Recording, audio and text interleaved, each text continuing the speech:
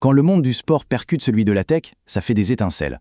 Et parfois, ça donne naissance à un géant comme Sorare. Si comme beaucoup d'entre nous, on a grandi avec les albums Panini et passé des nuits sur Football Manager, alors Sorare, ça doit forcément nous parler. Alors c'est parti, on va décortiquer ça ensemble pour voir ce qui se cache vraiment derrière. D'un côté, il y a ce plaisir presque nostalgique des vignettes Panini qu'on s'échangeait dans la cour de récré. Et de l'autre, on a Sorare, la version 2.0 quoi. Des cartes numériques, oui, mais qui sont aussi de vrais actifs. On passe de la possession physique à une propriété numérique qui, elle, est totalement vérifiable. Et voilà la grande question que tout le monde se pose. Derrière les promesses de gains et ces cartes qui s'échangent parfois à prix d'or, est-ce qu'on est face à une vraie révolution dans notre façon de vivre le sport ou est-ce que c'est juste une grosse bulle spéculative prête à éclater? C'est tout l'enjeu ici et pour y répondre, on va suivre le parcours d'un collectionneur qui a tout vécu. Bon, allez, rentrons dans le concret. Parce qu'avant de se faire un avis, il faut bien comprendre comment ça marche ce truc. Alors Sorare, concrètement, qu'est-ce que c'est? Le point de départ, c'est la technologie qui se cache derrière chaque carte. Et là, attention, c'est le concept qui change absolument tout. Chaque carte est un NFT, un jeton non fongible. En gros, ça veut dire quoi? Pensez à un jeu classique comme FIFA. Les items qu'on possède, en réalité, ils appartiennent à l'éditeur du jeu. Si le serveur ferme, pouf, on perd tout. Avec Sorare, c'est l'inverse. La carte nous appartient vraiment. C'est mathématique. C'est comme avoir un certificat de propriété. Même si la plateforme venait à disparaître demain, la carte resterait dans notre portefeuille numérique. C'est la différence fondamentale entre louer et posséder.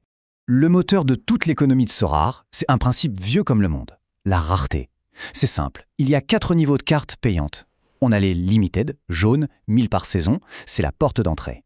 Puis les rares, en rouge, 100 exemplaires. Là, on rentre dans le dur. Au-dessus, les super rares, bleus, seulement 10, et tout en haut, le Graal absolu, la carte unique, noire, une seule par joueur, par saison. Forcément, quand l'offre est aussi limitée, ça crée un véritable marché.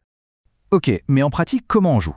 C'est assez simple, 2 fois par semaine, il y a ce qu'on appelle la Game Week. On compose une équipe de 5 joueurs avec ces cartes, et ensuite, on regarde les vrais matchs, parce que ce sont leurs performances dans la vraie vie qui déterminent tout. Une société spécialisée, Optasport, analyse leurs matchs et leur attribue une note de 0 à 100.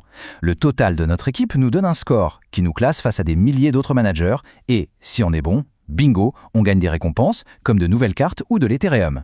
La théorie, c'est une chose, mais le feeling, l'adrénaline de la victoire, c'est vraiment autre chose.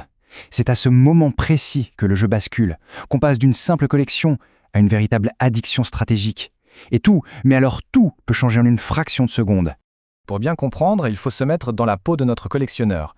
Imaginez la scène. Un dimanche soir un peu gris, il avait aligné une équipe modeste construite autour d'un pari. Pas une grosse star, non, mais un jeune joueur repéré après des heures d'analyse, de scouting minutieux. C'est ça, le cœur du métier de manager. Le match se termine, le chrono tourne, les espoirs de faire un bon résultat s'amenuisent. Et là, 89e minute, corner.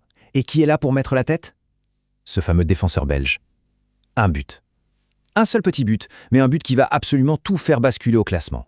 Le lendemain, le verdict tombe. La récompense, une nouvelle carte qui valait à ce moment-là 0,15 ETH. Ce n'était pas juste des points dans un jeu, c'était un actif bien réel, la preuve concrète que la stratégie, l'analyse et une bonne dose d'audace, ça peut vraiment payer. Et c'est ce moment précis qui a été le déclic. Une vraie prise de conscience. Non, ce n'est pas une loterie. C'est un jeu de compétences, de skills, de connaissances sportives. Ce but a validé des heures de recherche et a transformé un simple joueur en un manager complètement passionné. Mais attention, l'euphorie c'est bien beau, mais le retour à la réalité peut être brutal. Parce que si on peut gagner gros, on peut aussi perdre. Et c'est là qu'on touche au vrai nerf de la guerre sur Sorare, la gestion du risque. Pour bien visualiser, il faut imaginer les deux extrêmes. D'un côté, il y a l'extase totale, ce but à la dernière seconde qui nous propulse au sommet du classement. Et de l'autre, la douche froide. Quelques mois plus tard, un joueur star, un gros investissement, se blesse gravement.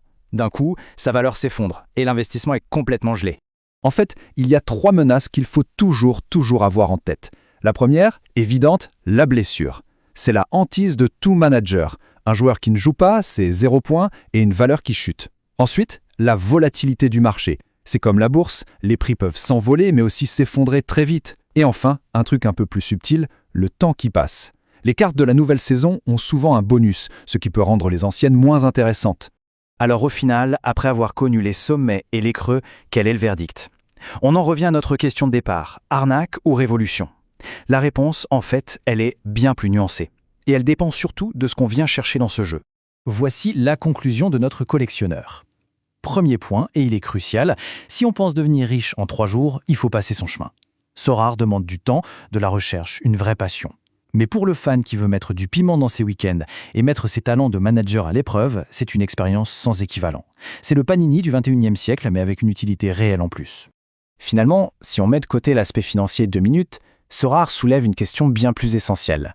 En donnant la possibilité de posséder un fragment numérique de la carrière d'un athlète, en liant les émotions du supporter à la performance réelle sur le terrain, ces plateformes ne font pas que poser une question, elles commencent à y répondre. Elles sont en train de redéfinir activement ce que signifie être un fan à l'ère du numérique. L'avenir du supporterisme est peut-être déjà en train de s'écrire sous nos yeux.